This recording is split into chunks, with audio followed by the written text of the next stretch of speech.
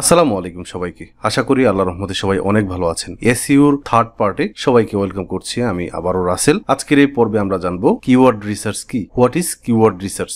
আপনারা হয়তো বা এসইও শিখে নিজের একটা ওয়েবসাইট দাঁড় করাবেন, অ্যাফিলিয়েট ওয়েবসাইট অথবা ব্লগ সাইট, অথবা ক্লায়েন্টের কাজ করবেন বিভিন্ন ই কমার্স সাইটের জন্য, বিভিন্ন নিউজ পেপার পত্রিকার জন্য, বিভিন্ন বিজনেসের ওয়েবসাইটকে দাঁড় করানোর জন্য, গুগলে প্রথম পেজে নিয়ে আসার জন্য বা প্রথম পেজে নিয়ে আসার জন্য আপনাকে হায়ার করবে, তাই তো? একজন এসইও এক্সপার্ট হিসেবে আমাদেরকে প্রথমে জানতে হবে কিওয়ার্ডটা কি এবং কিওয়ার্ড রিসার্চটা কি। ওকে, তো চলুন শুরু করা যাক। তো আমরা লিখে সার্চ করেছিলাম যে বেস্ট ল্যাপটপ কোনটা, এবং এই লিখার জন্য, এই যে সার্চ করেছি এটার জন্য theverge.com প্রথম পেজে প্রথম অবস্থানে আছে। এখন মনে করুন theverge.com আপনাকে হায়ার করলো এসইও করার জন্য তার ওয়েবসাইটের। সে আপনাকে এসইও করার জন্য তার ওয়েবসাইটের লিঙ্ক দিয়ে বললো যে আমাকে তুমি গুগলে ফার্স্ট পেজে প্রথম অবস্থানে এনে দাও। আমাকে একটা ওয়েবসাইট দিয়েই বলবে না যে এটাকে তুমি র্যাঙ্ক করে দাও, সে বলবে যে আমাকে এই কিওয়ার্ডের জন্য এটা লিখে সার্চ করলে যাতে আমাকে পাওয়া যায়। যেমন আমরা লিখে সার্চ করেছি হচ্ছে বেস্ট ল্যাপটপ, এই বেস্ট ল্যাপটপের জন্য সে প্রথম অবস্থায় আছে, তাই তো? যেটা লিখে সার্চ করার ফলে তাকে প্রথমেই পাওয়া যাচ্ছে ওইটাকে বলা হবে কিওয়ার্ড। আশা করি আপনারা বুঝতে পেরেছেন। আমি আরেকটা উদাহরণ দিলে সহজে আপনারা বুঝতে পারবেন। যেমন দ্য বেস্ট ল্যাপটপ লিখে সার্চ করলে তো RH টেককে বা RH রাসেলকে পাওয়া যাবে না। যেমন আমি যদি RH টেক লিখে সার্চ করি তাহলে দেখবেন যে আমার যে ওয়েবসাইট আছে এটা প্রথমে আছে rhrasel.com। কেন? কারণ এই কিওয়ার্ডটা আমি অপটিমাইজ করেছি এই ওয়েবসাইটে। RH টেক লিখে যদি কেউ সার্চ করে তাহলে rhrasel.com পাওয়া যাবে, ঠিক আছে? দ্য বেস্ট ল্যাপটপ লিখে সার্চ করলে RH রাসেল পাওয়া যায় না। কেন পাওয়া যায় না? কারণ হচ্ছে এই যে কিওয়ার্ডটা আছে, আশা করি আপনারা কিওয়ার্ড মানে কি বুঝতে পেরেছেন। যেটা লিখে সার্চ করলে আমরা কিছু পাই সেটাকে কিওয়ার্ড বলা হয়। আমি আরও একটা সহজ উদাহরণ দিই।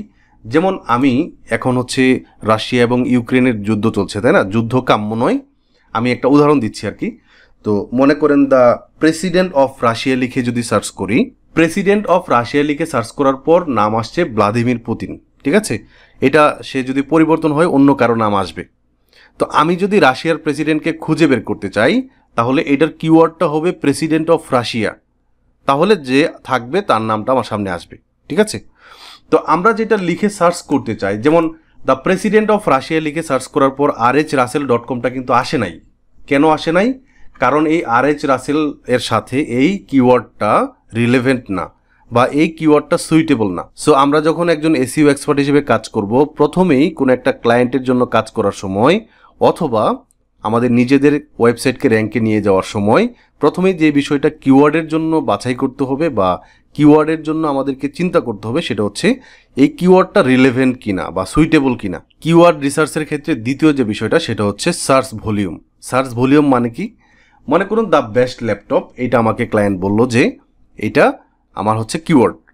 এই কিওয়ার্ডটাতে মানুষ সার্চ করে কিনা এটা প্রথমে দেখতে হবে।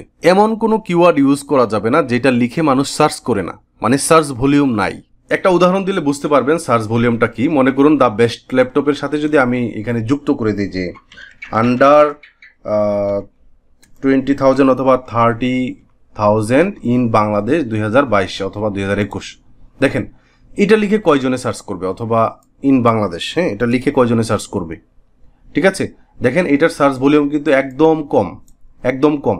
সো এমন কোনো কিওয়ার্ড নেওয়া যাবে না ক্লায়েন্টের জন্য বা নিজের জন্য যেটা মানুষে সার্চ করে না। কিওয়ার্ড রিসার্চের ক্ষেত্রে তৃতীয় যে বিষয়টা মাথায় রাখতে হবে সেটা হচ্ছে এমন কোনো কিওয়ার্ড নেওয়া যাবে না যেটা ডিক্লাইন করবে, মানে এই কিওয়ার্ডটা অবশ্যই ভবিষ্যতে র্যাঙ্ক করবে, মানুষ এইটা লিখে সার্চ করতেই থাকবে, এরকম কিওয়ার্ড নিতে হবে। আমি আপনাদেরকে যদি একটা উদাহরণ দেই, আমি গুগল ট্রেন্ডে চলে যাই। গুগল ট্রেন্ড, এখানে মনে করুন আমি যেটা লিখে সার্চ করেছিলাম দ্য বেস্ট ল্যাপটপ, এই কিওয়ার্ডটা আপনাদেরকে একটু দেখাই, এটার একটা ডেটা আপনাকে দেখাই। মনে করুন এখানে আমি এখানে আমি এটাকে পেস্ট করলাম এবং একটা সার্চ করলাম, দ্য বেস্ট ল্যাপটপ লিখে সার্চ করলাম। তাহলে এই যে দেখেন পাস্ট 12 মান্থে দেখতে পাচ্ছেন আপনারা উঠানামা করেছে, মানে আমি যদি এটাকে দেখাই পাস্ট 5 ইয়ার্সে কোনো সময় বাড়ছে কোনো সময় কমছে, মানে এটা বাড়বে কমবে এরকমই, মোটামুটি মানানসই একটা কিওয়ার্ড। তো মনে করুন কোন একটা ক্লায়েন্ট বললো 2022 সালের যে ফুটবল বিশ্বকাপ আছে এটা নিয়ে সে কাজ করবে, ঠিক আছে? তো এই যে 2022 সালের যে বিশ্বকাপ আছে, এটা কিন্তু 2022 সালের পরে 2023 সালে কিন্তু মানুষ এটা লিখে সার্চ করবে না। মানে 2022 সালের বিশ্বকাপের জন্য এই 2022 সাল পর্যন্ত সীমাবদ্ধ। মনে করুন ওয়ার্ল্ড কাপ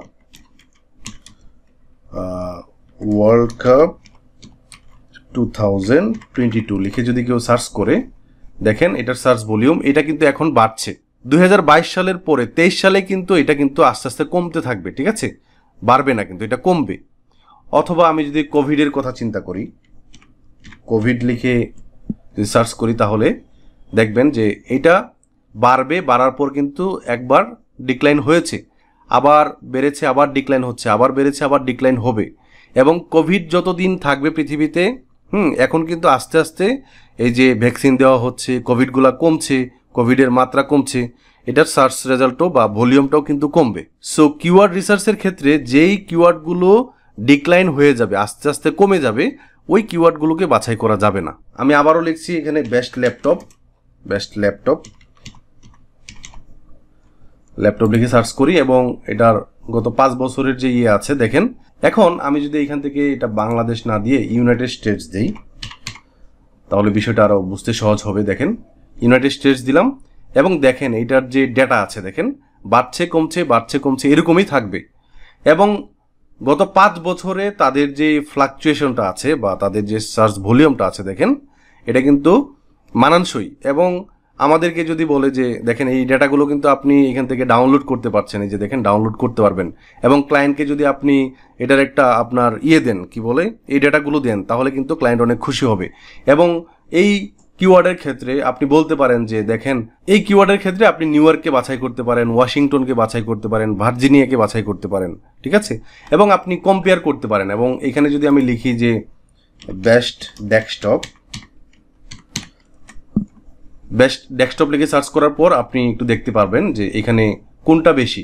দেখেন এই দুই কিওয়ার্ডের সার্চ ভলিউমের ভিতরে কম্পেয়ার করলে দেখেন বেস্ট ল্যাপটপ, বেস্ট ডেস্কটপের ভিতরে কিন্তু আমরা ক্লায়েন্টকে বলতে পারবো এখন আপনি বেস্ট ল্যাপটপ নিয়ে কাজ করেন, এই কিওয়ার্ড নিয়ে কাজ করেন। আশা করি আপনারা বুঝতে পেরেছেন কিওয়ার্ড কি, কিওয়ার্ড রিসার্চে কোন কোন বিষয় মাথায় রাখতে হবে। মূলত 3টা বিষয় মাথায় রাখতে হবে। আবার বলছি, একটা হচ্ছে আপনার রিলেভেন্ট অথবা সুইটেবল কিওয়ার্ড হতে হবে, দ্বিতীয় হচ্ছে সার্চ ভলিউম ভালো থাকতে হবে, এবং তৃতীয় হচ্ছে সার্চ ভলিউমটা সবসময় উপরের দিকে যাবে, নিচের দিকে না, ঠিক আছে। এবং আমরা যদি এইভাবে ক্লায়েন্টের জন্য আমরা রিসার্চ করতে পারি, আমরা ভবিষ্যতের পর্বগুলোতে দেখব যে কিভাবে আমরা ফ্রি এবং পেইড মেথডগুলো দিয়ে আমরা কিওয়ার্ড রিসার্চ করতে পারি। আমরা স্টেপ বাই স্টেপ দেখব। আপনাদের ভিডিওগুলো যদি ভালো লাগে তাহলে অবশ্যই কমেন্ট বক্সে জানাবেন যে আসলে বুঝতে পারছেন কিনা।